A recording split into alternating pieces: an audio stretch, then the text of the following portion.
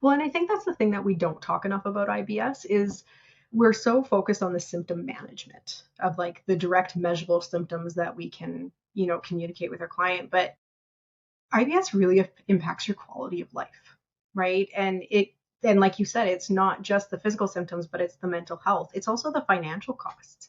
There was one study that looked at individuals living with IBS, and they found that typically they have higher rates of absenteeism from school or work. And so typically,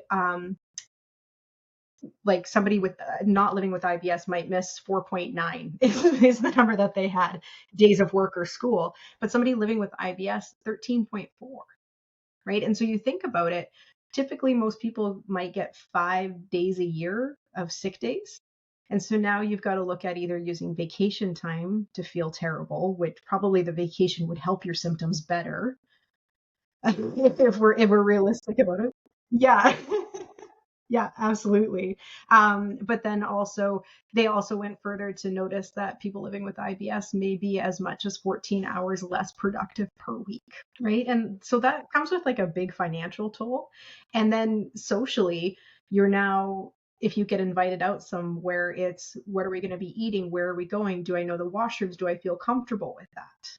Right? I saw this a lot with my athletes of, okay, I've got this 7-day event coming on, or I've got nationals and I'm going to be gone for 7 days. What's that going to look like? How is that going to impact me? Right. And so, and just the heavy mental load of constantly thinking about all the things you have to do to manage your symptoms and then having a backup plan too.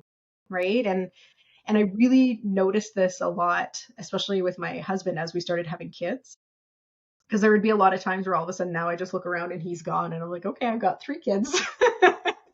Like I'm sure he'll be back soon, but I don't really know. Right. And so that's tough on him. And it's also really tough on the family as well, because these are now considerations you have to make or at least consider when you're going out. And like one of the things that I'll do with a lot of my clients, if they're coming up on a trip, we sit down and we make a plan. Like, okay, what are the things I need to bring with me? What medications do I have to have on hand? What safe foods can I bring along with me to make sure that if I need to have a snack, I've got a snack? And we kind of map it out of like things they need to pack, bring, even like we go so far as like, this is what you need to pack in your carry-on. This is what you need to pack in your checked bags.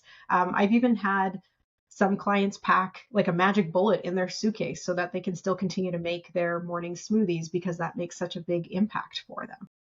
Right. And then what I also really love to do is after those trips, we get together. Okay, what did we learn? What would we do differently next time? What is going to be our plan moving forward? Right. Because I think it's really important to understand too, is it's a bit of an evolution and we're learning like every eating experience is a learning opportunity. Every day is another learning opportunity. So we're constantly just learning and building that confidence bit by bit by bit to help you manage your symptoms. Right. And on those bad days or when things aren't going well, that's where I'm so grateful for the technology that we have now when working with clients. It's so much easier to get in touch with me as a dietitian. Granted, I'm private practice, so that does change it a little bit. Or I can see in their journals and it's easier for me to reach out and make contact. And that's where I think it's really cool to see the change in how healthcare has evolved is my clients and I, we do quite a bit of work in between our sessions now. It's not just within our sessions together.